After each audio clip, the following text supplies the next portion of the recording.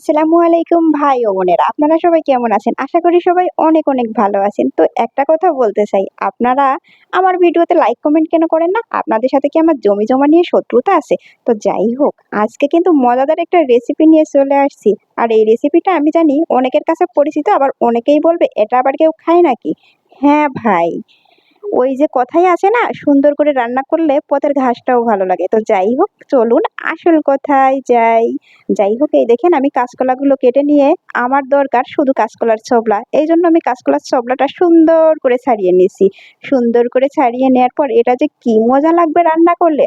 আর এটা বিশেষ করে আমার স্বামী জান সেই পছন্দ করে। আর সে যেটা পছন্দ করে আমি সেইটা তো রান্না করবই। আর এটা তো আমার দায়িত্ব। তো যাই হোক, আপনারাও কিন্তু বাসায় একদিন ট্রাই করতে পারেন।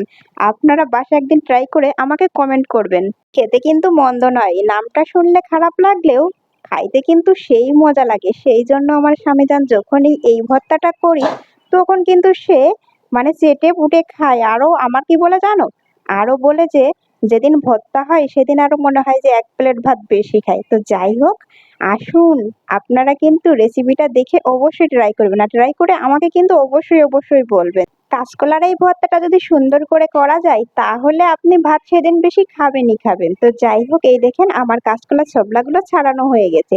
এখন এগুলো আমি পানিতে সিদ্ধ দিয়ে দেবো। পানির সাথে শুধু আমি একটু হলুদ দিব। কারণ কিসের জন্য জানেন?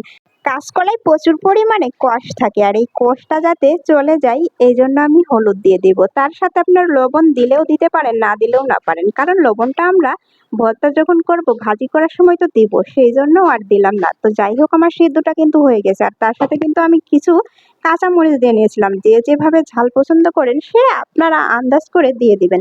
তো যাই হোক, এখন আমি এই কাঁচামরিচ এবং কাঁচকলার ছোবলাটা সিদ্ধটা বেটে নিচ্ছি। বাটার পরেই দেখেন রসুন আর পেঁয়াজ কিন্তু আমি আলাদা বেটে রেখেছিলাম। সব কিছু তো আর ভিডিওতে দেখানো যায় না, ভিডিওতে দেখাতে গেলে ভিডিওটা অনেক বড় হয়ে যাবে।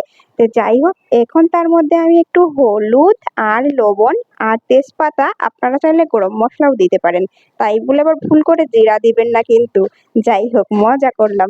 আমি তো জানি আমার সব আপুরা রান্নায় খুব খুব এক্সপার্ট, কিন্তু কি করব বলেন, রান্নার ভিডিও করতে গেলে কিছু কিছু তো মজা করতেই পারি। আর রান্নার সাথে একটু মজা না করলে হয় নাকি বলেন তো? রসুন পেঁয়াজটা এখন আমি ভালোভাবে কষিয়ে নেব মানে এটা তো হবে ভাজি, এজন্য ভালোভাবে ভাজি করে নেব। এখন তার মধ্যে আমি ওই যে কাঁচকলার ছোবলা বাটাটা দিয়ে দিলাম। এখন পুরোপুরি অনেকক্ষণ ধরে কিন্তু ভাজা লাগবে, আর এটা ভাজা লাগে একদম আস্তে জালে। কারণ আস্তে জাল না করলে এটা লেগে যাবে, ধরে যাবে। যেমন ধরেন ওল ভাজি করে সেইভাবে ভাজতে হবে। দেখেন আমার কালারটা কি সুন্দর আসছে ভর্তার, তাই না? এখন কি মনে হচ্ছে এটা কাঁচকলার ছোবলা ছিল? যাই হোক, অনেক সুন্দর, কিন্তু আর দেরি সহ্য হচ্ছে না। এখনই গরম গরম ভাত নিয়ে নিব। আর গরম গরম ভাত নিয়ে ধোয়া ওটা গরম ভাতের সাথে খাইতে যে কি মজা লাগবে বন্ধুরা! তো যাই হোক, এখন কিন্তু খাবো। আর কোথায় কোথায় খিদা লেগে গেছে, আর বেশি কথা বলতে পারছি না, এখন প্রচুর খিদা লেগে গেছে। এখন কি করব বলেন তো? এখন ধোয়া ওটা গরম ভাতের সাথে সেই মজা করে খেয়ে নেবো। দেখেন আমার ছেলেটা আমার পাশ থেকে মনে হচ্ছে সহ্যই হচ্ছে না, সে দেখেন পাশে থেকে হাত নাড়াচ্ছে। আর আমি বেশিরভাগ ভিডিওগুলো কিন্তু রাতে করি, এই জন্য আমার ভিডিও এরকম হয়। তো যাই হোক, দেখেন কি সুন্দর হয়েছে।